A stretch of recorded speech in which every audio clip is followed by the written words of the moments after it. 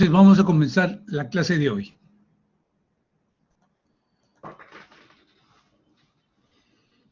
Muy bien, señores alumnos. La clase de hoy es la última clase de la rotación. Vamos a tratar el tema de cáncer de próstata y cáncer de riñón.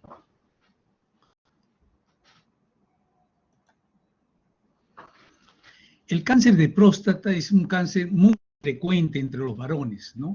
Es la segunda causa de muerte a nivel mundial, pero en el Perú es la primera causa en incidencia y también la primera causa de muerte, ¿no? Como ustedes saben, el cáncer de próstata, al igual que el cáncer de mama o al igual que el cáncer de cuello uterino en las mujeres, se debe empezar a chequear y debe ser un chequeo en forma anual. ¿Cuándo se empieza el chequeo de cáncer de próstata? Generalmente a los 50 años, salvo si el paciente tiene papá o hermano con cáncer de próstata, comenzaremos el chequeo antes, 45 o 40 años, depende de la carga familiar que tenga el paciente. Entre los factores de riesgo, la edad, ¿no? Más del 80% se diagnostica después de los 65 años, aunque actualmente, debido a una serie de factores como cambios climáticos, etcétera, que tienen que ver con alteraciones genéticas, mutaciones genéticas, los cánceres están apareciendo en etapas más tempranas. Pero a nivel general, después de los 65 años, es la edad de elección para los cánceres de próstata. Es más frecuente en la raza negra y menos frecuente en la raza amarilla. En cuanto a la herencia, es muy importante el padre o el hermano, o sea, la primera generación es lo que afecta el cáncer de próstata. Cuando el padre tiene cáncer de próstata, el riesgo en el hijo aumenta 1 a 3 veces. Y si además el hermano tiene cáncer de próstata, este riesgo aumenta 5 a 11 veces. Se han estudiado muchas sustancias que decían de que podría proteger contra el cáncer de próstata, pero finalmente no se ha llegado a ninguna conclusión. Se ha estudiado la vitamina E, se ha estudiado el selenio, el finasteride, el dutasteride. Lo que sí es cierto, el finasteride y dutasteride, que son empleados para el tratamiento de hiperplasia benigna de próstata, nos pueden no proteger, pero sí nos pueden llevar a que el PSA, que es el antígeno prostático, se mantenga por niveles bajos. De alguna manera va a proteger contra el cáncer de próstata, pero cuando se da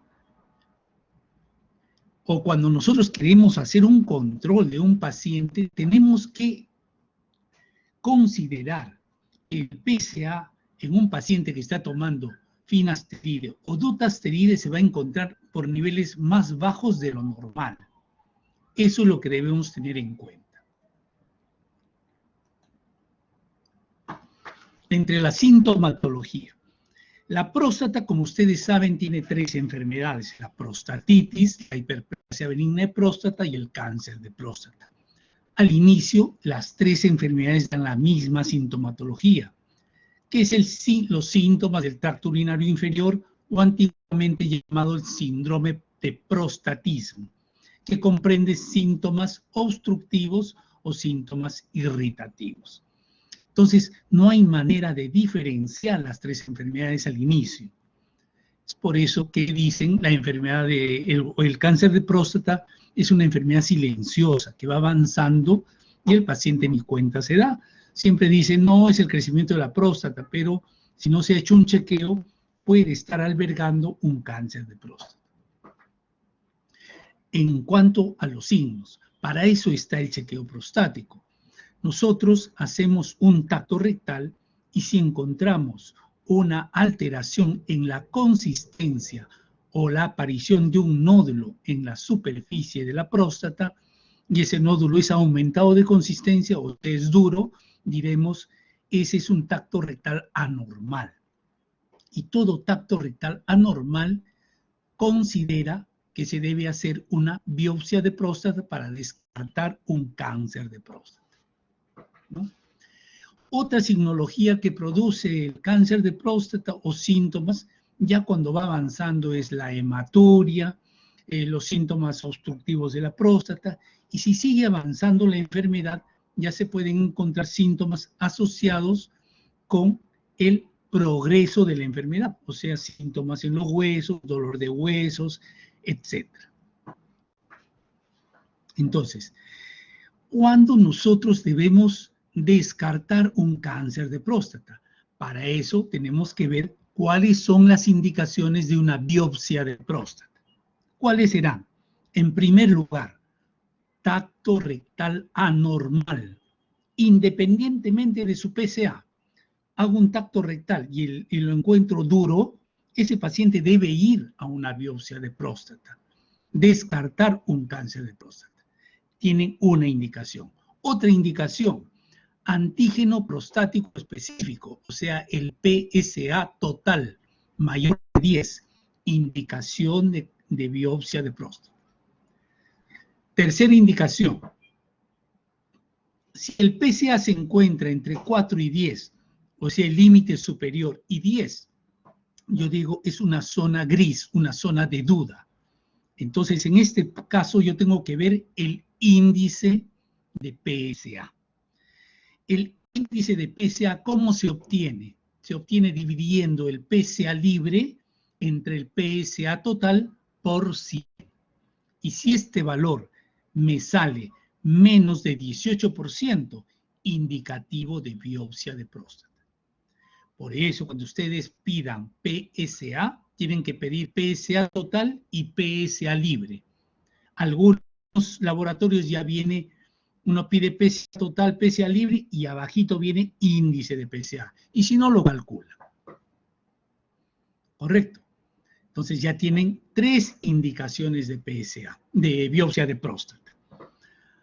Otra indicación, ahora que ha surgido un nuevo elemento diagnóstico, que es la resonancia multiparamétrica de próstata.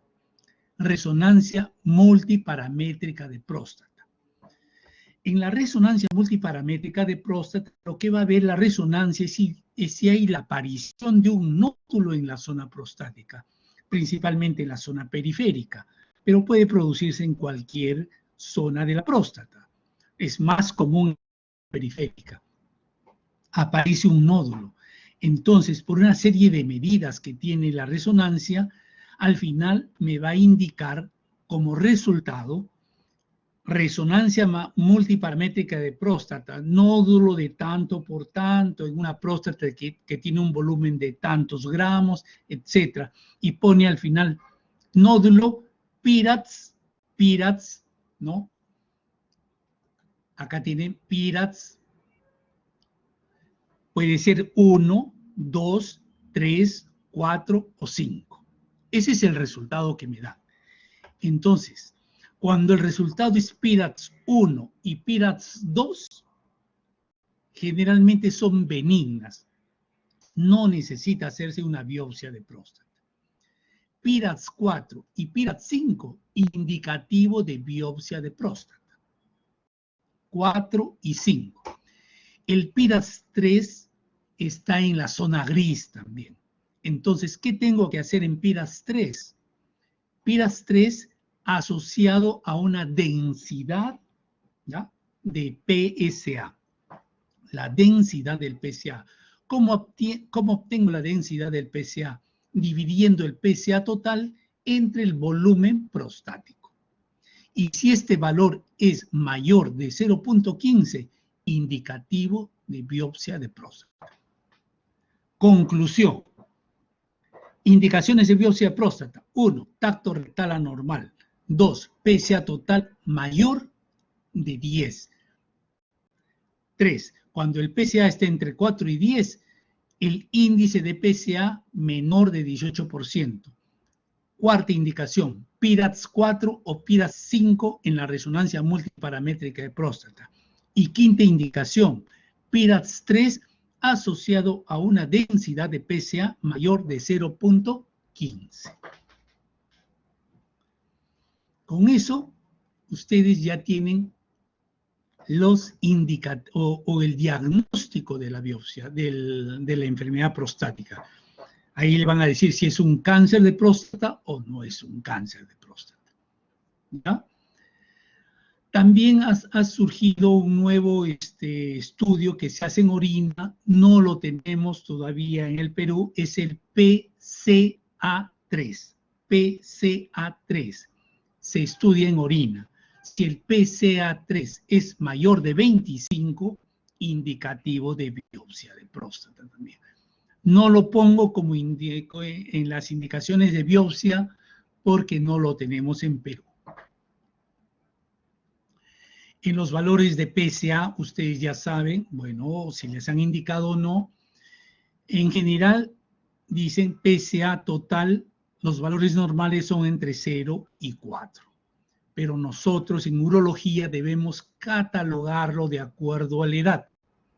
Menores de 40 años hasta 1.5. De 40 a 50 años hasta 2. De 51 a 60 años hasta 3.5. De 61 a 70 hasta 4.5 y mayores de 71 años hasta 6.5 se considera dentro de lo normal. Muy bien. Entonces, ¿cómo se hace la biopsia de próstata? La biopsia de próstata se puede hacer si es una próstata, es un tacto rectal con una próstata que parece una piedra.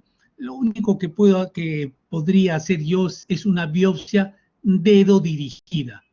Con mi dedo solamente palpo la próstata, introduzco una aguja y saco la biopsia de próstata. Porque el diagnóstico ya está cantado. Si no, lo puedo hacer con guía ecográfica transrectal. Esto es un transductor transrectal. Introduzco el transductor, localizo la próstata y voy a sacar 6 muestras de cada lado. Esta es la base, tercio medio y el ápex, lado derecho y lado izquierdo. 12 muestras de próstata. Pero esto se hace a través del recto. Ustedes saben que el recto es totalmente contaminado. Entonces, las consecuencias de hacer una biopsia de próstata transrectal, a pesar de que se siga los antibióticos, enemas, etcétera, se puede producir algún tipo de infección que puede llevar a una sepsis generalizada y en algunas ocasiones hasta la muerte. Es por eso que actualmente lo mejor es la biopsia con guía ecográfica, pero la punción con la aguja se hace por vía perineal. El periné es en la base de los testículos y el ano en el punto medio. Por ahí introduzco mi aguja y con mi guía del ecógrafo voy a localizar las zonas de la base, del tercio medio y del ápex. Y hago las mismas aspiraciones, 6 para el lado derecho y 6 para el lado izquierdo. Entonces, ¿cuál va a ser el resultado de la biopsia? La biopsia de próstata me va a decir, esto es un adenocarcinoma de próstata y el patólogo me va a poner un Gleason. Me va a poner Gleason 6, Gleason 7, 8, 9 o 10, entre 6 y 10. Pero aparte de eso me pone Gleason, si es 6 me va a poner 3 más 3. Si es 7 me va a poner 3 más 4 o 4 más 3. Y así sucesivamente. ¿Por qué? ¿Qué hace el patólogo? El patólogo en su microscopio, en un campo microscópico, examina las células tumorales. Las células que más se parecen a la próstata, ¿no? Las que más se parecen a la próstata serán las de calificativo más bajo. Y las que más están más desdiferenciadas, o sea, las más indiferenciadas, las más feas, las que no se parecen en nada a una próstata normal, serán las de mayor calificativo. Esto va entre 1 y 5. 1 es lo normal, 2 medianamente normal, el 3 ya estamos hablando de cáncer, 4 moderadamente diferenciado y el 5 completamente indiferenciado. Entonces, en un campo microscópico voy a ver qué célula predomina. Y en segundo lugar, cuál es la segunda célula que predomina.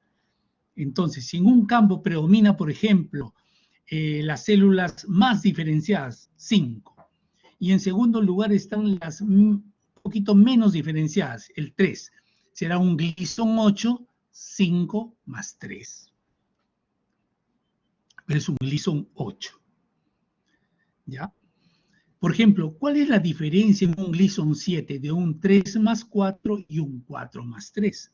La diferencia es que el 4 más 3 será de peor pronóstico que el 3 más 4, porque están prevaleciendo las células más indiferenciadas. O sea, las 4 son las más indiferenciadas que las 3. Entonces, son de peor pronóstico. Ambos son Gleason 7, pero el 4 más 3 es de peor pronóstico que el 3 más 4.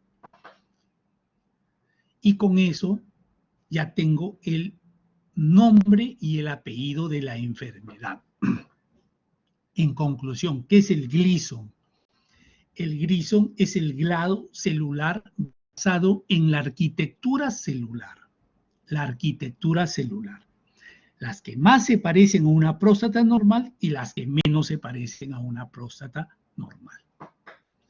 De acuerdo a eso, yo voy a poder catalogar la próstata o el cáncer de próstata en grupos de riesgo, ¿no? Tendré el de bajo riesgo, será un Gleason 6, riesgo intermedio, un Gleason 8, y alto riesgo, el 8, 9 y 10. El riesgo intermedio puede ser de buen pronóstico o de mal pronóstico. Entonces, el riesgo intermedio de buen pronóstico será un Gleason 7, 3 más 4. Y el de mal pronóstico será un Gleason 7, 4 más 3. En base al PSA también yo voy a catalogar al cáncer de próstata en grupos de riesgo. Si el PSA es menor de 10, será de bajo riesgo. Entre 10 y 20, riesgo intermedio. Más de 20, alto riesgo. O sea, ya tienen la clasificación en grupos de riesgo por PSA y por Gleason. Bueno, ¿qué me falta ahora? Me falta ver si la enfermedad solamente está en la próstata o ya se fue a otro lugar. Para eso, ¿qué tengo que hacer? Una serie de exámenes para determinar el estadiaje de la enfermedad. Estadiaje. Para eso primero pediré una radiografía de tórax para ver si el cáncer se dio a los pulmones, una tomografía abdominopélvica para ver si el cáncer ya se fue a los ganglios pélvicos y una gammagrafía ósea para ver si el cáncer se ha ido a los huesos. ¿Correcto? Entonces ya tendré si es un cáncer que ha hecho metástasis, ¿no? O se ha ido solamente a los ganglios o se ha ido ya a los huesos. Ahora, la gammagrafía ósea no es de tanta buena sensibilidad para el diagnóstico de metástasis ósea. Aún figuran en guías, aún figuran en las guías, pero ya con los estudios se ha determinado que no es tan confiable, no es tan confiable. Más confiable es la resonancia magnética de cuerpo entero o el PET-PSMA. La resonancia magnética del cuerpo entero o el PET-PSMA. La resonancia magnética del cuerpo entero la tenemos en Perú. El PET-PSMA, ¿qué es el PET-PSMA? El PET-PSMA es lo que combina imágenes tomográficas con resultados metabólicos. Entonces, me va a decir, por ejemplo, hay una tumoración en la próstata, pero también veo una tumoración en la costilla, por decir. Y además, en la costilla veo aumento del metabolismo. Si hay aumento del metabolismo, quiere decir que en esa zona está aumentada la replicación celular. ¿Y cuándo hay aumento de la replicación celular? Cuando se están reproduciendo células neoplásicas, células malignas. Por eso que el PET-PSMA me da mayor precisión para la determinación de si la enfermedad ya se fue fuera de la próstata.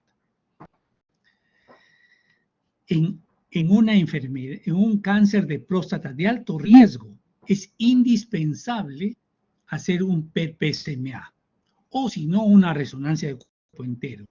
Pero ya no me bastaría ya con una gammagrafía. Les digo esto, que todavía figura en guías, tanto en las europeas como en las americanas, la radiografía de tórax, la tomografía abdominopélvica y la gammagrafía ósea, o el survey óseo.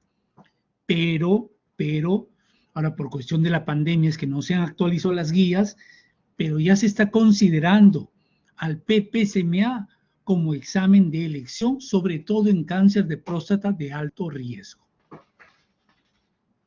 Aparte de eso, ahorita también, como está incentivándose la medicina de precisión, ¿qué es medicina de precisión? Esto surgió hace años cuando Angelina Jolie determinó que se le practique un estudio genético, y vio qué alteraciones genéticas o qué mutaciones genéticas tenía ella. Y en ella surgió alteraciones genéticas en un gen BRCA1, BRCA2, que tienen que ver con el cáncer de mama, con el cáncer de ovario, con el cáncer de próstata. Entonces ella dijo, bueno, no quiero tener un cáncer de mama, que seguro que me va a dar en el futuro o en unos años. Me voy a hacer la extirpación profiláctica de ambas mamas. Es lo que se hizo. Entonces, y cada vez más está avanzando, no tanto para prevención, no tanto para profilaxis, pero sí para la enfermedad, los estudios genéticos. Y para eso ha avanzado mucho la biología molecular, ¿ya? Por ejemplo, en cáncer de próstata localizado, ¿qué estudios genéticos se están haciendo? Estudio Decipher, Prolaris, Oncotype, que me determina algunos genes que están implicados en el cáncer de próstata y que me puede decir, por ejemplo, con el Decipher me puede decir, este es un cáncer de próstata de bajo riesgo que en 10 años no va a producir metástasis, o sea, lo puede vigilar. Si no, si ya lo operé, me va a decir, mejor a este paciente darle tratamiento hormonal porque en poco tiempo te puede hacer metástasis. O sea, se adelanta a los hechos con estos estudios genéticos, ¿ya? Por eso, en el Perú no está tan difundido por el costo. Por ejemplo, una prueba de Decipher me está costando $2,000, $2,500, ¿no? En otros países estos están minorando los costos y se están haciendo cada vez más. Pero para que tengan conocimiento, cada vez más se están practicando este tipo de estudios. En el cáncer de próstata avanzado, por ejemplo, hay un estudio del Foundation, el Foundation One en tejido o el Liquid en sangre, ¿no? ¿Para qué en un cáncer de próstata avanzado? Por ejemplo, en un cáncer de próstata avanzado puede haber alteraciones de los genes de reparación del DNA. Entonces, si hay alteración de estos genes, yo puedo usar algunas medicinas que puedan actuar en este tipo de cánceres, que tengan este tipo de alteración genética. Es por eso que es importante esto. Esto está en pañales en Perú, pero en otros lugares ya se está incrementando de manera rutinaria, no así en el Perú.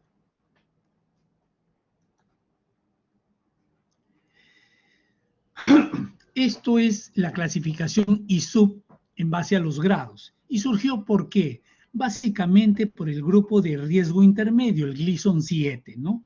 Porque había un Gleason 7 3+4 y el 4+3. Entonces acá tienen el ISUP 1, que es el Gleason 6. ISUP 2, que es el 3+4. ISUP 3, el 4+3.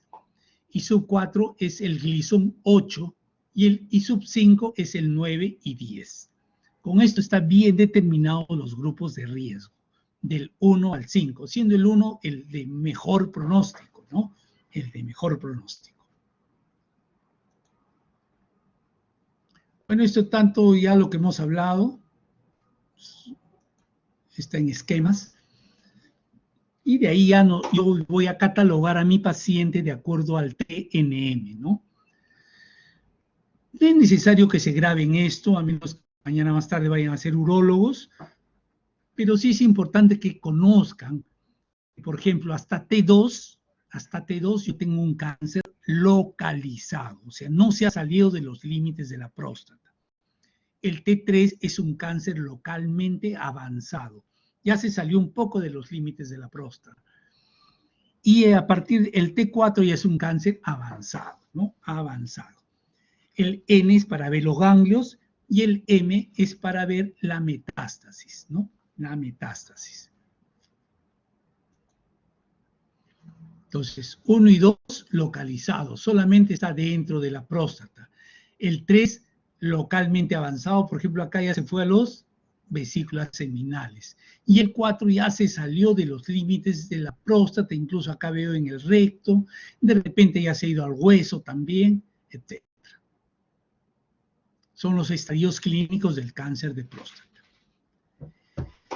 Entonces, cáncer de próstata localizado, T1, T2. No se ha salido de la próstata. En el cáncer de próstata localizado, yo puedo tener cáncer localizado de bajo riesgo, de riesgo intermedio y de alto riesgo. Bajo riesgo, PSA menor de 10, Gleason 6.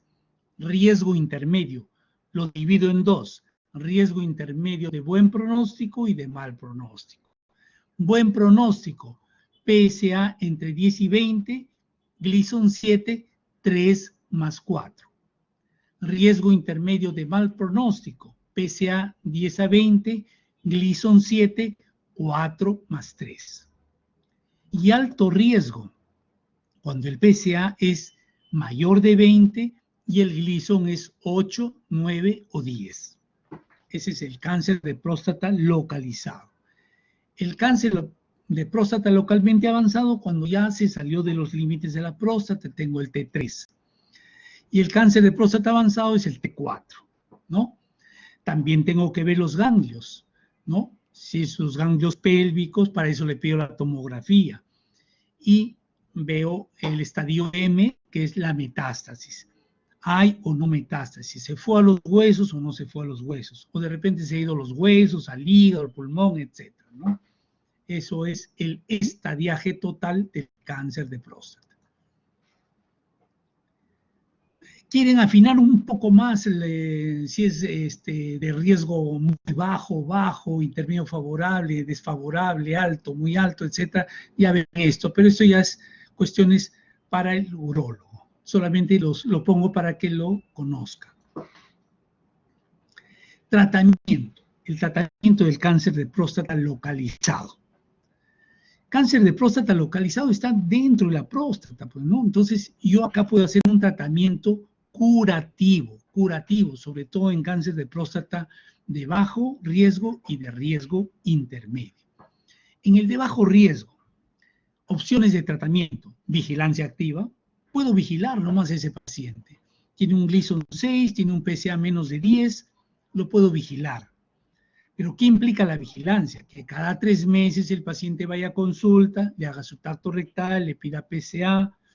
Una vez al año le pediré pues una tomografía abdominopélvica, una gamografía ósea. Le puedo hacer una biopsia cada año o cada 2 años y veo cómo avanza la enfermedad, ¿no? De repente se queda estacionaria o de repente avanza. Y de acuerdo a eso ya opto por otro tipo de tratamiento. O sea, yo puedo vigilarlo. Ahora, no quiero vigilarlo porque de repente veo que el paciente no creo que venga cada 3 meses, no lo veo muy convencido o de repente lo veo muy ansioso. Entonces, mejor a ese paciente lo opero. Prostatectomía radical. No necesito sacar los ganglios. Localizado de bajo riesgo, no necesito hacerle linfadenectomía. Basta con una prostatectomía radical. No quiero operarse, puede ir a radioterapia, ¿ya? La radioterapia puede ser externa o puede ser la braquiterapia también. Braquiterapia es cuando se inyectan unas semillas radioactivas directamente en la próstata, ¿ya? Esa es la braquiterapia. Cuando el cáncer de próstata es localizado, pero de riesgo intermedio, ahí sí tengo que hacerle una prostatectomía radical, pero con linfadenectomía pélvica, extendida se llama. O sea, le saco los ganglios. No quiere operarse. Bueno, pues le daré radioterapia externa, pero le voy a dar tratamiento hormonal por 6 meses. Esas son las opciones de tratamiento. Y cuando es cáncer localizado de alto riesgo, el alto riesgo ya se considera un cáncer potencialmente progresivo. O sea, este cáncer casi definitivamente va a progresar. Entonces tengo que darle un tratamiento multimodal, o sea, darle con todo a este paciente. Voy a operarlo, le doy radioterapia, le doy hormonoterapia, etc. Eso es lo que debo hacer. Y si es de muy alto riesgo, a veces incluso puedo darle quimioterapia, ¿ya? Quimioterapia. En alto riesgo, el tratamiento debe ser multimodal. Lo opero, radioterapia, hormonoterapia, etc. No quiero operarse a radioterapia más hormonoterapia por 1.5 a 3 años, 3 años, ¿ya? O en algunos casos incluso puede darle quimioterapia. El docetaxel es quimioterapia. Estas son las opciones para prostatectomía radical, una incisión, cirugía abierta, ¿ya? Esta es la prostatectomía radical, retropúbica, una incisión en abdomen. Puede ser perineal, hago la incisión acá y por acá llego a la próstata. Voy a sacar la próstata y las vesículas seminales, ¿no? Puedo hacerla laparoscópica también, o puedo hacerlo robot asistida, ¿ya? Robot asistida. Esta es la radioterapia externa, esta es la braquiterapia. Directamente a la próstata voy a colocar semillas radiactivas. Para eso se usa este esquema, que es como un mapa, para poner las semillas. ¿Cuál es la evolución de un cáncer de próstata? La evolución de un cáncer de próstata es, hago el diagnóstico, de repente es un cáncer de próstata localizado y lo voy a tratar. De repente lo opero, de repente le doy radioterapia. Pero pasa un tiempo y yo lo tengo que controlar con PSA cada 3 meses, cada 6 meses.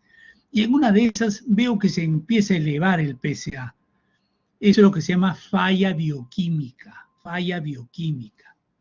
Tengo que darle tratamiento hormonal ya. De ahí va a avanzar un cáncer de próstata sensible a las hormonas, ¿ya? Cáncer de próstata sensible a la castración. ¿Por qué se llama castración? Porque en el cáncer de próstata, ¿qué hormona actúa? Actúa la testosterona. La testosterona es lo que va a alimentar el cáncer. Entonces, cuando yo hablo de terapia hormonal o terapia de castración médica, lo que tengo que hacer es bloquear la producción de testosterona. ¿Quién produce testosterona en el cuerpo? Testículos y suprarrenales. Mayormente los testículos y luego las suprarrenales. Tengo que bloquear la producción de testosterona. Bloqueo la producción y remite el cáncer, disminuye el PSA. Perfecto. Pero puede ir avanzando a un cáncer de próstata resistente a la castración. Por más que le haga un buen tratamiento hormonal y todo eso, el PSA me sigue elevando y la enfermedad sigue progresando. Entonces se hace un cáncer de próstata resistente a la castración refractario. Ya tengo que emplear otras medidas. En algunas ocasiones también el cáncer de próstata se puede encontrar al diagnóstico, o sea, la primera vez que va el paciente al consultorio y le pido los primeros exámenes, de repente el paciente ya tiene metástasis, ya está con metástasis. En estos pacientes que ya tienen metástasis al diagnóstico, actualmente es necesario, sería necesario y de mucha importancia hacer un estudio de perfil genético para ver qué alteraciones genéticas tiene este paciente, ¿ya? Es muy importante en eso. Bueno, esa es la evolución de un cáncer de próstata. Entonces, hablamos de recurrencia bioquímica. Recurrencia bioquímica. ¿Qué cosa es la recurrencia bioquímica? Por ejemplo, yo he operado un cáncer de próstata. De hecho, la prostatectomía radical y empiezo a vigilar a mi paciente cada 3 meses con el estudio de PSA. Luego de que lo he operado, el PSA debe bajar a valores de 0.01. Ese es un valor ideal. 0.01, excelente valor. Y así lo voy vigilando cada 3 meses. Pero de repente en una de ellas me sale el PSA 0.25. Uy, ha subido. No. Le vuelvo a pedir otro examen de PSA y vuelve a salir 0.25. 2 estudios consecutivos por encima de 0.2, indicativo de recurrencia bioquímica post-cirugía, post-prostatectomía radical. Recuerden, luego de la prostatectomía radical, el valor de PSA ideal es 0.01. Pero de repente el paciente no quiso operarse y se sometió a radioterapia. Cuando el paciente se le hace radioterapia, el valor de PSA no baja tanto, baja gradualmente. Por ejemplo, estaba en 8 o 10, primero bajará a 6, después baja a 4, baja a 3, baja a 2, etc. Hasta que llega un momento en que bajó a 0.5 y ya no baja más. Ese valor de 0.5 se llama el nadir de PSA. Nadir de PSA. Es el punto más bajo que ha llegado. Y lo controlo igualmente cada 3 meses con PSA. En una de esas veo que se volvió a subir, que es la recurrencia bioquímica post-radioterapia. La recurrencia bioquímica post-radioterapia son 3 elevaciones consecutivas de PSA, ¿ya? 3 elevaciones, nadir más 2. Por ejemplo, el nadir ha sido 0.5, más 2 será 2.5. Elevaciones por 2.5, 3 veces consecutivas, será recurrencia bioquímica post-radioterapia. La recurrencia bioquímica puede ser temprana o tardía. Se considera temprana cuando ha sido antes del año y tardía después del año. Cuando ha sido antes del año, quiere decir de que yo no he sacado toda la tejido canceroso, de repente se me ha quedado algo en el lecho prostático, o de repente el paciente ya tenía metástasis y no se diagnosticó bien, de repente le pedí una gamografía ósea, y como ya les dije, esta no es de mucha garantía. Entonces, de repente ya tenía un pequeño foquito que no lo vio la gamografía. Y el paciente, lógicamente, me hace una recurrencia bioquímica, de repente a los 4, 5, 6, antes del año. En este caso, el tratamiento debe ser sistémico. ¿Qué quiere decir sistémico? Que, por ejemplo, el paciente empieza a tomar pastillas que son hormonas. Esa pastilla va a recorrer por todo el cuerpo, entonces es un tratamiento sistémico. En cambio, si el paciente hace recurrencia bioquímica tardía, después del año, entonces ahí sí quiere decir de que solamente ha quedado un poquito de cáncer o de repente algunas celulitas en el lecho prostático. El tratamiento es mejor hacerlo con radioterapia. La radioterapia es tratamiento local, solamente al lugar donde se dirige. ¿Ya? Entonces ya saben. Recurrencia bioquímica temprana o tardía, post-prostatectomía radical o post-radioterapia. Eso es lo que se llama recurrencia bioquímica. El tratamiento se inicia con deprivación androgénica, ¿ya? Deprivación androgénica, o sea, suprimir la producción de testosterona.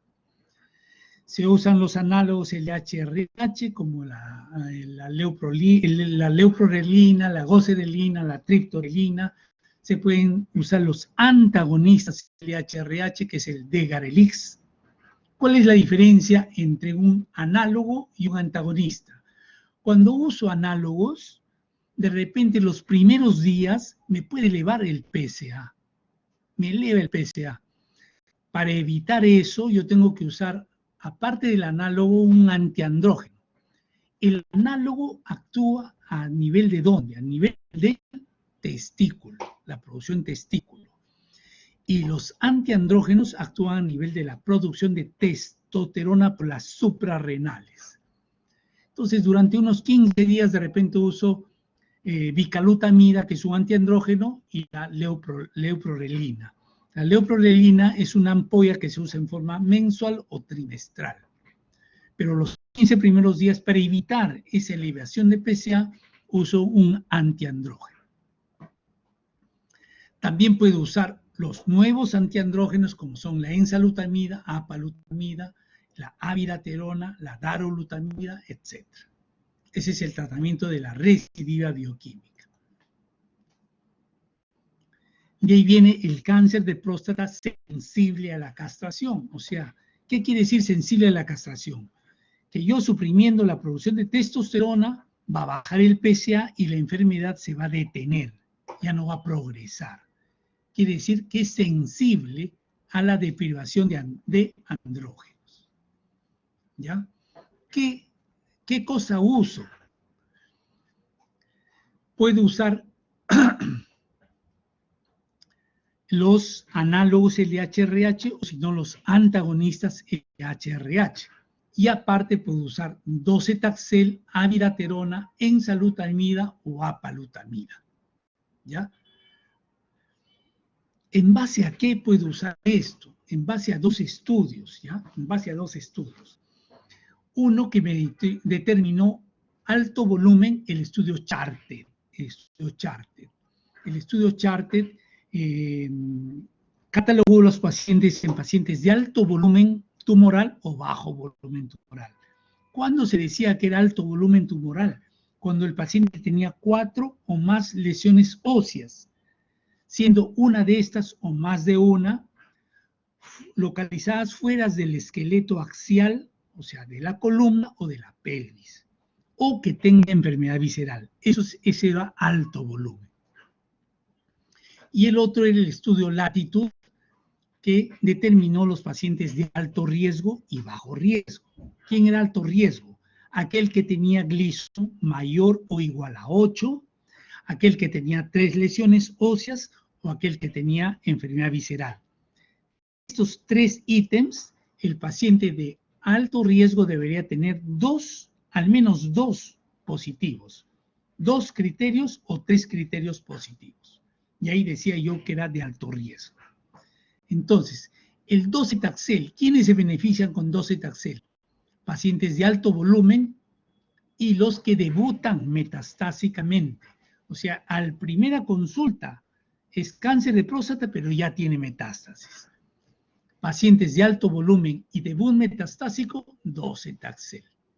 Abiraterona, alto riesgo, alto riesgo. Enzalutamida y apalutamida para cualquier tipo de paciente. Cáncer de próstata sensible a la castración. Análogos LH-RH o si no, antagonistas LH-RH y alguna de estas 4 drogas en base a qué? O al alto volumen o al alto riesgo. Y ahí tienen las condiciones en las cuales se debe usar. De ahí viene el cáncer de próstata resistente a la castración. ¿Qué quiere decir esto? Yo le estoy dando bien mi tratamiento, pero en determinado momento el PSA me comienza a subir. ¿Qué pasa, digo yo? O el paciente no está tomando las pastillas o mi tratamiento está malo. Para eso, ¿qué hago? Primero tengo que medir las cifras de testosterona. Si las cifras de testosterona son menores de 50 nanogramos por decilitro, quiere decir que el tratamiento está bien hecho, sino que el cáncer de próstata ya se ha hecho resistente a esos fármacos, resistente a la castración. O sea, condición sine qua non, testosterona menor de 50 nanogramos por decilitro. Otras condiciones, 3 aumentos consecutivos de PSA, ¿ya? A veces yo puedo quitar el tratamiento con antiandrógenos, a veces un mes y vuelvo a medir el PSA, pero si veo que sigue subiendo el PSA, es un cáncer de próstata resistente a la castración. Puedo cambiar de antiandrógenos, hago una serie de manipulaciones con el objetivo de lograr que el PSA no siga elevándose o que el paciente no siga haciendo nuevas lesiones. Pero en general es un cáncer de próstata resistente a la castración. ¿Qué drogas uso? Generalmente las mismas drogas. Acá está, por ejemplo, abiraterona, enzalutamida, el docetaxel, etc. ¿Qué se agrega? Hay otras medicinas que se agregan, como son el radium 223, sobre todo si el paciente tiene metástasis ósea, radium 223. Puede usar otro tipo de quimioterapia. Ustedes ya les dije que el docetaxel es quimioterapia. Otro tipo de quimioterapia será pues el cabazitaxel. Cabazitaxel. Se está agregando radium y cabazitaxel. Y uno que ha salido, pero esto ya es lo último que ha salido, ¿ya? Lo último. Antes les hablé que para diagnóstico exacto de las metástasis en cáncer de próstata, tengo que usar el PSMA, ¿no? PET-PSMA, que me va a dar imágenes tomográficas y informe del metabolismo en determinada zona del cuerpo.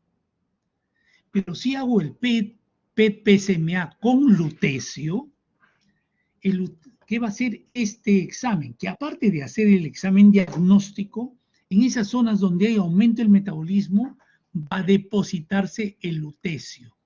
Y el lutecio va a actuar en esas zonas. Entonces, es un examen diagnóstico, pero también terapéutico. Es lo que se llama teranóstico. Teranóstico, ¿ya? PSMA lutecio. Diagnóstico, tratamiento. Esto es en cáncer de próstata resistente a la castración. En conclusión, tratamiento médico del cáncer de próstata. Terapia de deprivación androgénica. Ya hablamos de los análogos o agonistas LH-RH. Leuprolelina, triptorelina, goserelina. Antagonistas LH-RH, Degarelix. ¿Puede usar otras cosas? Puede usar otras cosas. Los estrógenos, como el dietilestilbestrol. Estrógenos. ¿Puede usar antiandrógenos? Sí. ¿Para qué? Para bloquear la producción de testosterona. ¿Por quién? Por las suprarrenales. Tenemos los periféricos esteroideos como la ciproterona. Ya no se usa esto.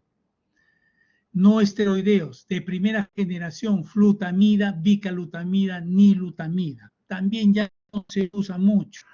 Acá en Perú todavía usamos la bicalutamida, todavía usamos la flutamida. En otros países ya no lo están usando. Lo que están usando son los de nueva generación, como son la enzalutamida, apalutamida, darolutamida. Y también tenemos la abiraterona. Son los nuevos compuestos que están en boga, es lo que más se está usando. Enzalutamida, abiraterona, apalutamida, darolutamida. Quimioterapia. ¿Qué se está usando? Docetaxel. Y lo nuevo que se ha agregado, cabazitaxel. Inmunoterapia también se está usando. Cipolieucel, que es una especie de vacuna, no la tenemos en Perú. Inhibidores de checkpoint también se están usando. Ya habrán oído hablar cuando han hecho cáncer de vejiga sobre los inhibidores de checkpoint. Los inhibidores de checkpoint son los nuevos inmunoterápicos. Ustedes saben que el cáncer, ¿qué es lo que produce? produce alteración en nuestro sistema inmunológico. Hace que nuestras células T, ¿no? Nuestras células T se queden dormidas. ¿Qué hacen estos inhibidores de checkpoint? Lo que van a hacer estos inhibidores de checkpoint van a despertar nuestras células T para que actúen sobre las células cancerosas. Dentro de estos tenemos el pembrolizumab. Y antes le hablé de las pruebas genéticas, ¿no? De las pruebas genéticas. Por ejemplo, si yo tengo alteraciones de los genes reparadores del DNA, bueno, ya tengo medicamentos que puedo usar.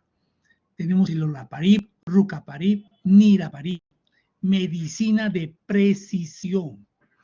Encuentro una alteración de estos genes en el paciente y le daré olaparib y le aseguro que le va a ir bien a ese paciente. ¿Ya? Eso es lo nuevo que se está logrando. Y lo último, la teranóstica, el PSMA lutecio. PSMA lutecio. Entonces, ¿cáncer de próstata ha evolucionado? Sí, ha evolucionado. En cuanto a diagnóstico, resonancia multiparamétrica de próstata, los estudios de biología molecular con las alteraciones genéticas. En cuanto a tratamiento, ya se está usando nuevos quimioterápicos como el cabazitaxel, inhibidores de checkpoint, la medicina de precisión con el tratamiento alvo-molecular como el olaparib, ¿no? La teranóstica como el PSMA lutecio, que me da diagnóstico imagenológico, metabólico y además me da tratamiento con el lutecio. Ha evolucionado mucho el cáncer, el tratamiento diagnóstico del cáncer de próstata. Esto es un esquema de todo lo que hemos hablado más o menos para que vean dónde actúa cada uno de ellos, de los tratamientos. También hay fármacos que se dirigen al aparato óseo. Como ustedes saben, el primer lugar donde se va el cáncer de próstata es ¿a dónde? Al hueso, al hueso.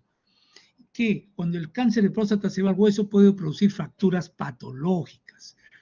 ¿Cómo evito esto? Desde un inicio dando tratamiento para mejorar la salud ósea. Para eso, ¿qué voy a usar? El ácido solidrónico o el denosumab. También voy a usar calcio y vitamina D. Esto es lo que voy a usar, ¿ya? Cuando aún no se han producido metástasis ósea, lógicamente usaré este tipo de tratamiento, el ácido solidrónico denosumab cada 6 a 12 meses. Pero si hay metástasis, ya voy a usarlo en forma mensual o cada 3 meses, ¿no? Eso es todo lo que quería decirles en cuanto a cáncer de próstata. Preguntas sobre cáncer de próstata.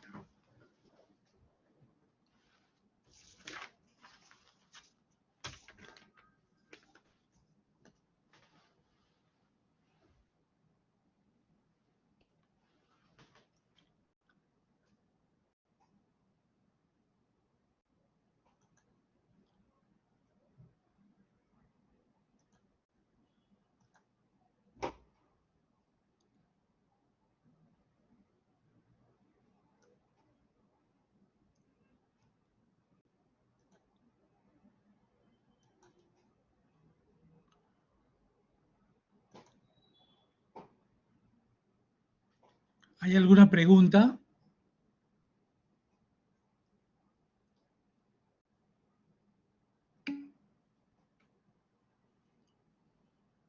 Perfecto.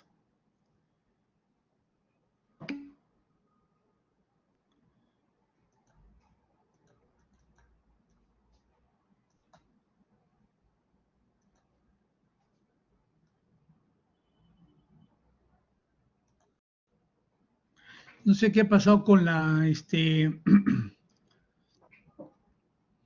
con el nuevo PowerPoint de cáncer de riñón. Voy a compartir pantalla, por favor.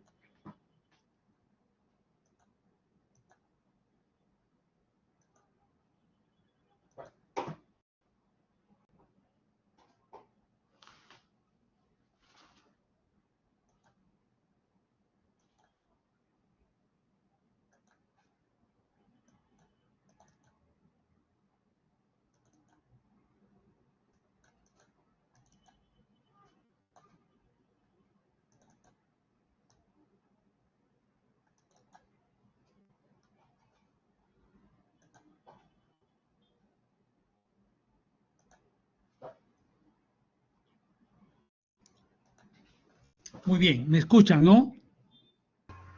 Sí, doctor. Perfecto. Vamos a hablar ahora lo que es cáncer renal. El cáncer renal es muy importante, sobre todo porque es un cáncer muy silencioso, muy silencioso. Generalmente más del 50%, yo diría hasta el 60%, tal vez un poco más, se descubre en forma incidental.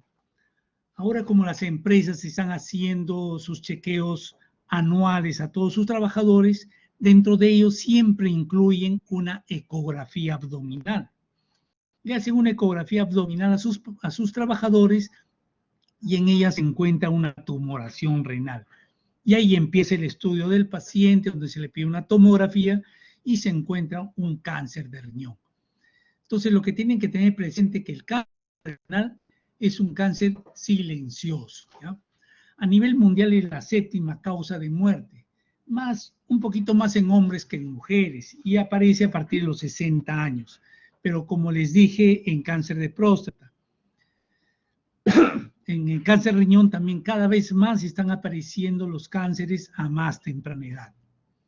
Factores de riesgo: tabaco, obesidad, hipertensión arterial, hemodiálisis también, enfermedades hereditarias como la enfermedad de von Hippel-Lindau.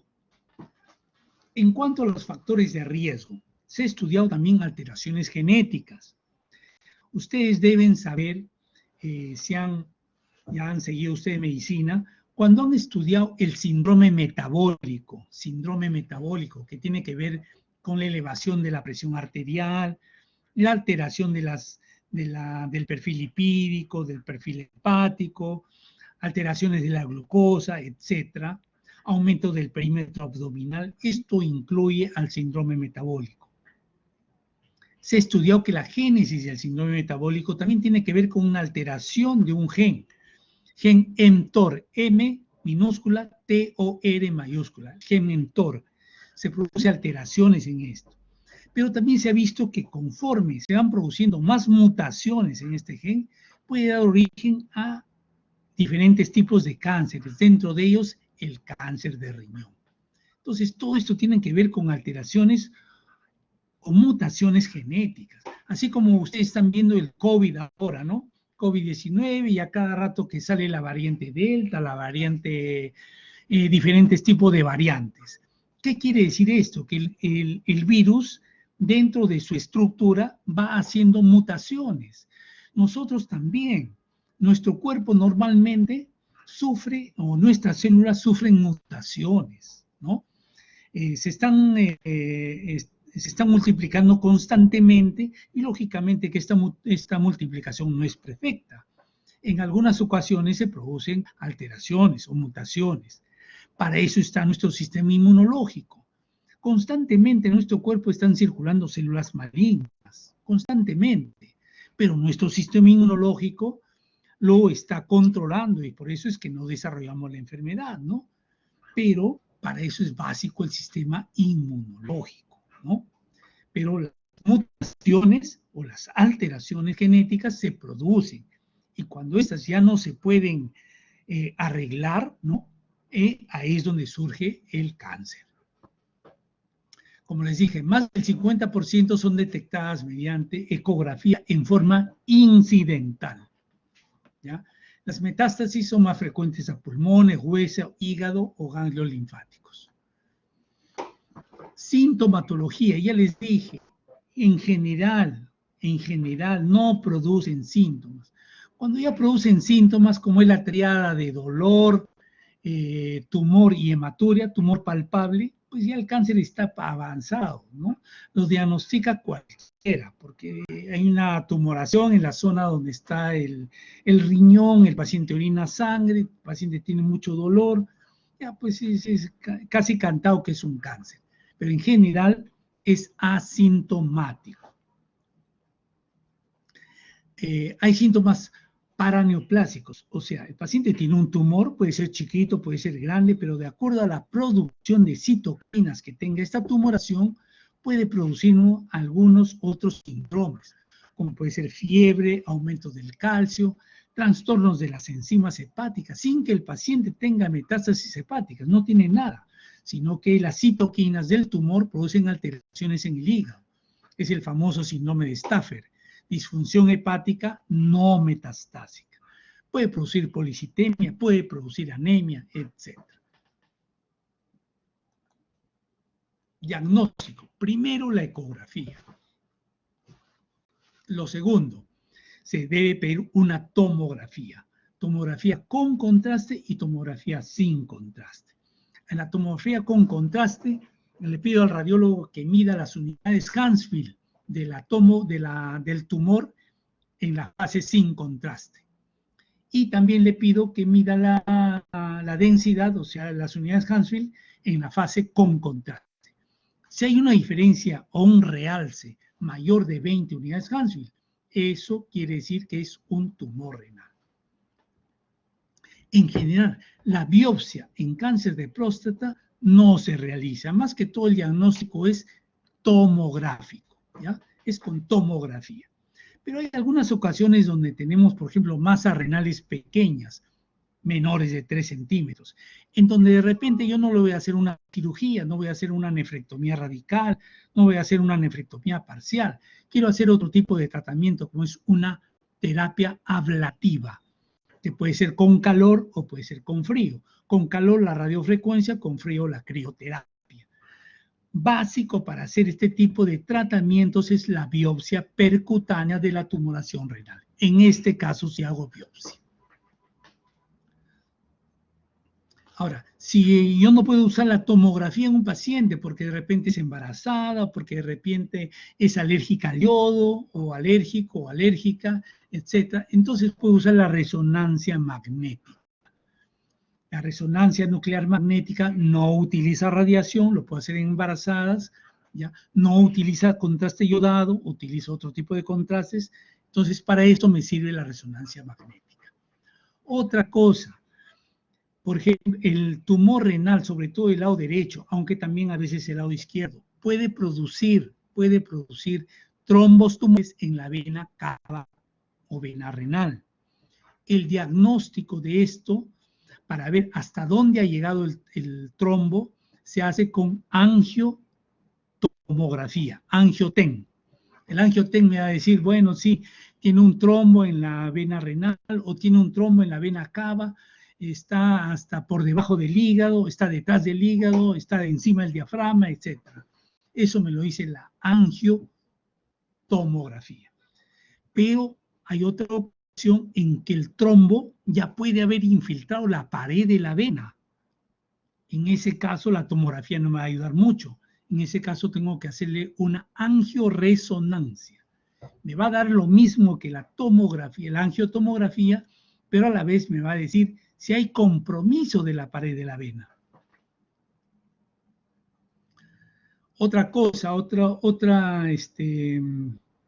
instrumento diagnóstico, la gammagrafía renal.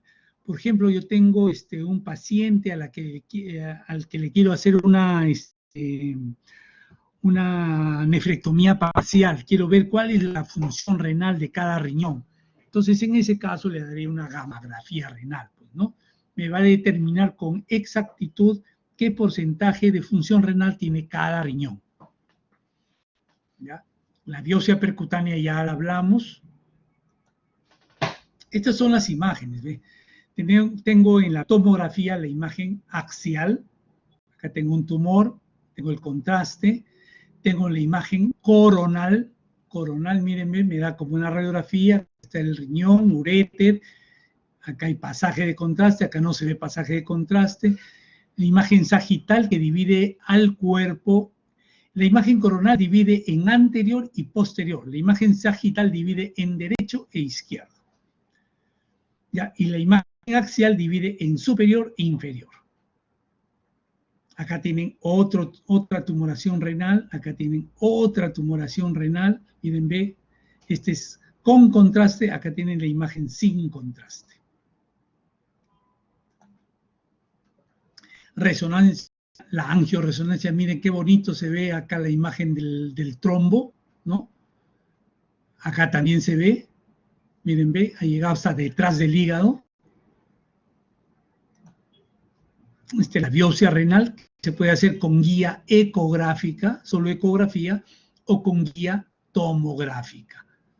Introduzco mi aguja y saco muestras.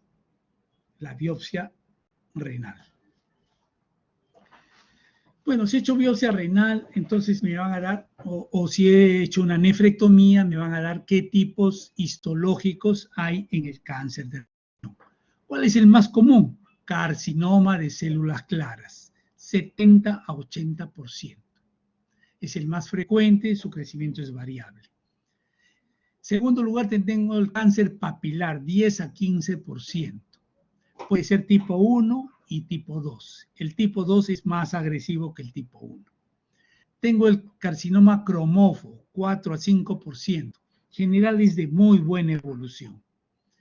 Tengo el cáncer de ductos colectores de Bellini, 1%. Ese es el de peor pronóstico, al igual que el componente sarcomatoide. Muy mal pronóstico ambos. ¿Ya? Y al igual que el Gleason, en cáncer renal también hago la clasificación de Fuhrman, 4 grados, del 1 al 4. ¿Y en qué se basa? En el tamaño del nucleolo y el pleomorfismo celular. Fuhrman 1, de mejor pronóstico, ¿no? Acá está. Y el Fuhrman 4 cuando es de peor pronóstico, ¿no? Es el más indiferenciado, el Fuhrman 4. Trombo tumoral, como les dije. Trombo en la vena renal, 23%. Trombo en la vena cava, 7%.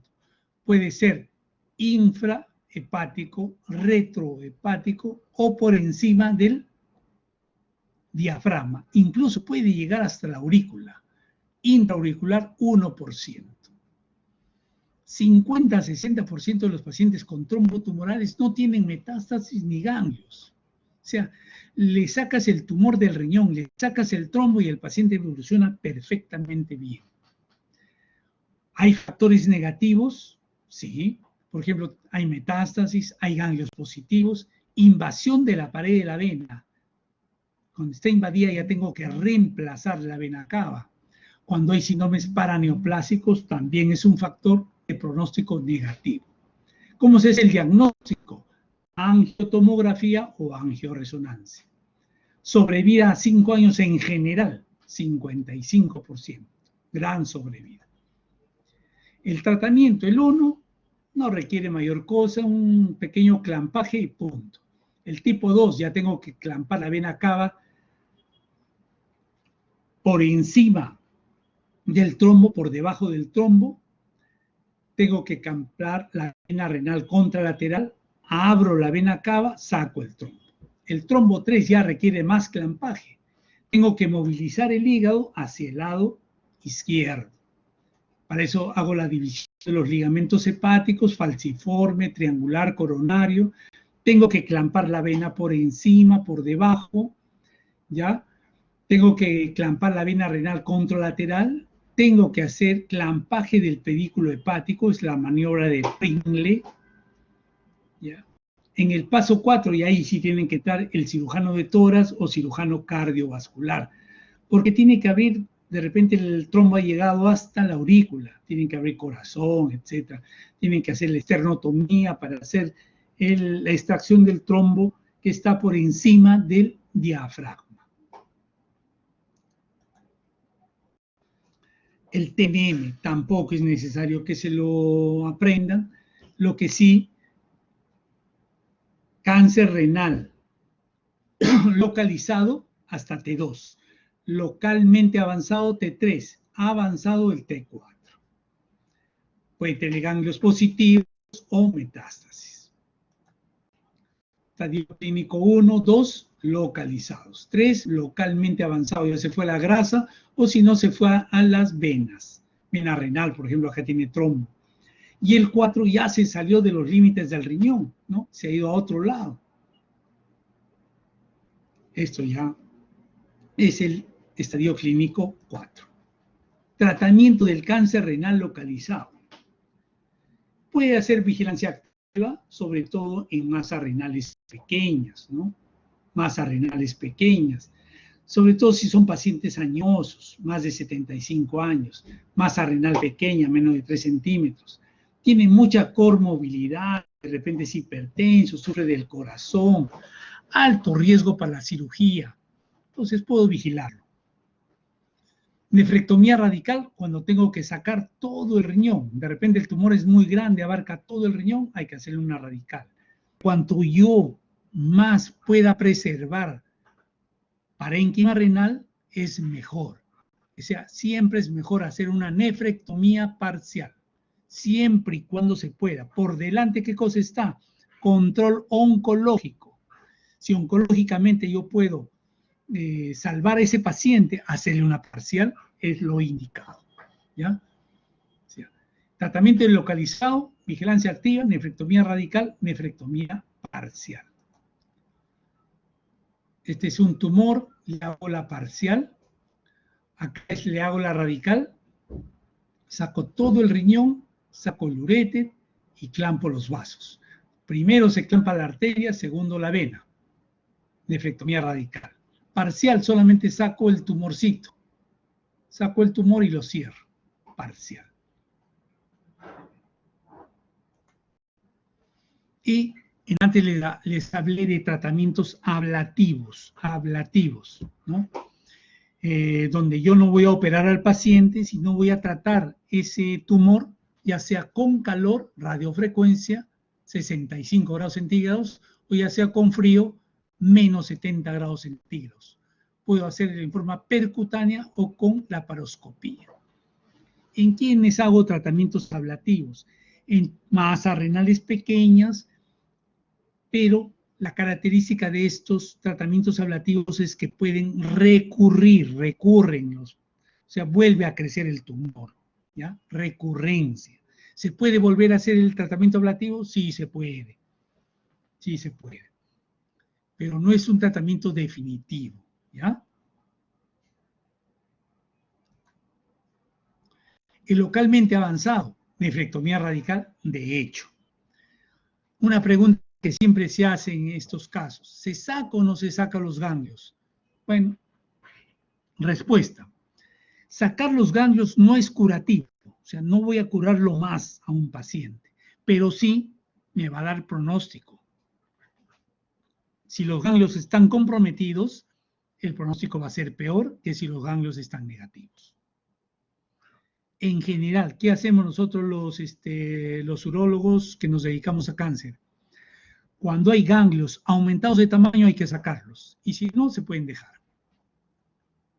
Eso es lo que hacemos ahora. Y en el cáncer renal avanzado es cuando ya no se puede operar, ¿no? Entonces, ahí surge el tratamiento médico. ¿Cómo empezó el tratamiento médico? Del año 92 al 2005 se empezó con la inmunoterapia, la antigua. Se usaba el interferón y la interleuquina. ¿Qué nos daba esto como resultado? Un poquito de alargamiento de la vida, 2 a 3 meses. Vivían unos 2 a 3 meses más. Pero lo más importante era con mala calidad de vida. El paciente estaba debilitado, paraba en cama. Lo hacía vivir por gusto. Hasta que el año 2005 surge la terapia target o antiangiogénica. Sorafenib, sunitinib, tensiolimus, etc. Surge una serie de compuestos. Hasta el 2013 es que sale el axitinib. Con muy buena respuesta, pero para determinado grupo de pacientes, no para todos, para determinado grupo de pacientes. Siguió el estudio hasta que surgieron los nuevos inmunoterápicos, o sea, los inhibidores de checkpoint, inhibidores de punto de control. Y ahí surge el nivolumab, el ipilimumab, el pembrolizumab, etc. Y surgen las nuevas terapias, la nueva inmunoterapia. Y ahora, ¿cuál es lo que se está haciendo? La combinación de terapia target con inmunoterapia. ¿Ya? Por ejemplo, acá tienen el avelumab más axitinib, nivolumab más cabozantinib, etc. Esto nos está dando muy buenos resultados en cáncer renal avanzado. Recuerden, cáncer renal, radioterapia, quimioterapia, no le hacen ni cosquillas al cáncer renal. Por eso, el gol estándar del tratamiento de cáncer renal es la cirugía, nefrectomía radical o nefrectomía parcial.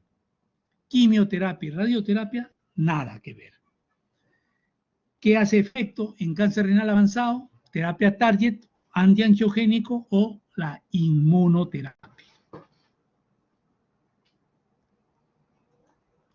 Ahora, cuando el cáncer renal avanzado, voy a establecer los grupos de riesgo, ¿ya?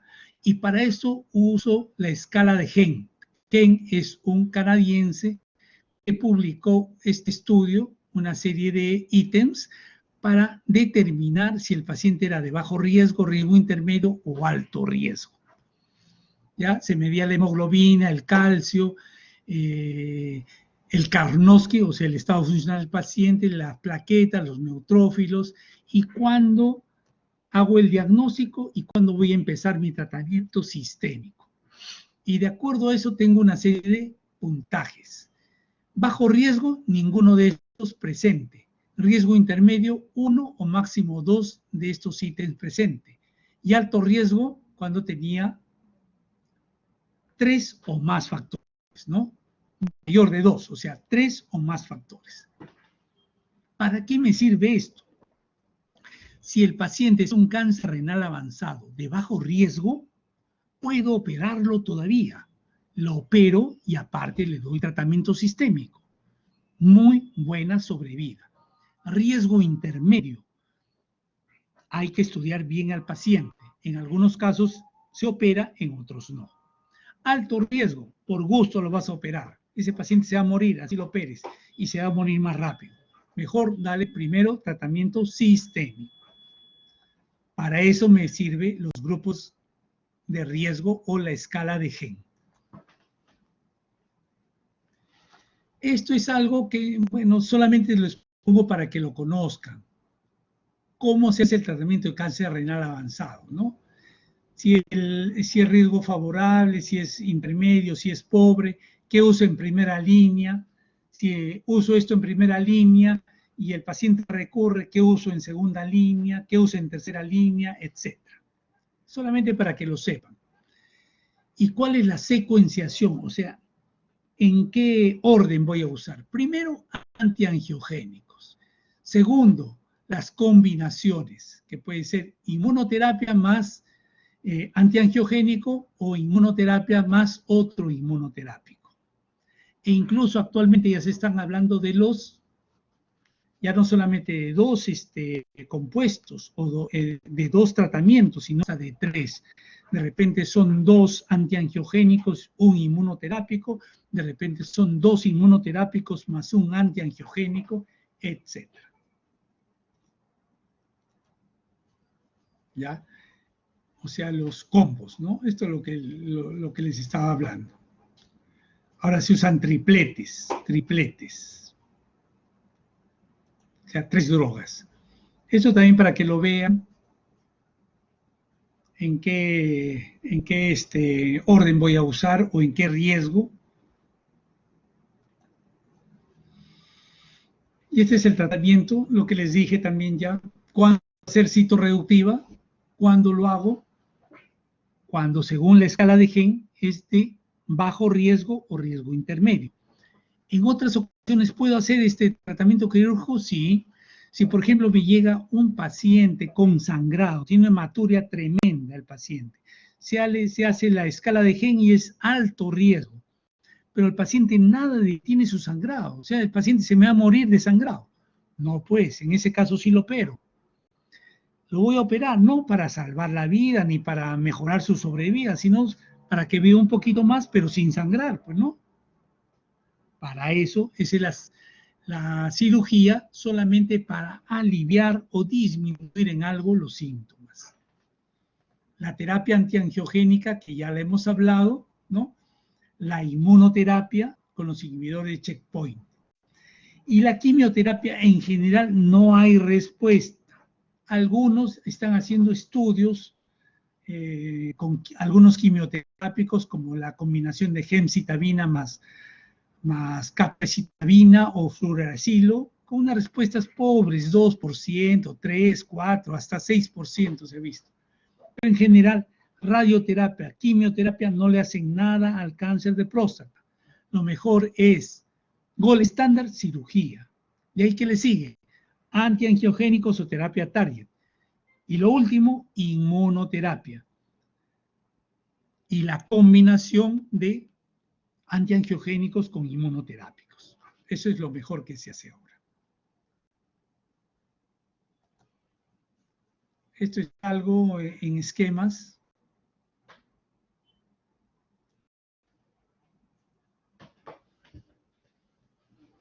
Esta es la sobrevida a 5 años, según se ha localizado, estadio 1 o 2, localmente avanzado o metastásico. ¿Y cómo se hace el seguimiento? Seguimiento se hace con ecografías, tomografías, exámenes bioquímicos para ver función renal, sobre todo si he hecho una nefrectomía radical, ¿no? Quiero ver cómo está la función del otro riñón y le hago este tipo de estudios. Ese es el seguimiento que se hace.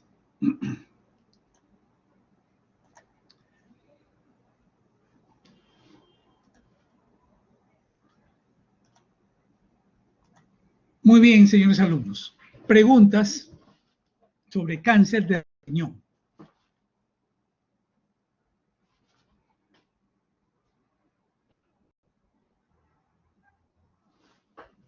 ¿Hay alguna pregunta sobre cáncer renal?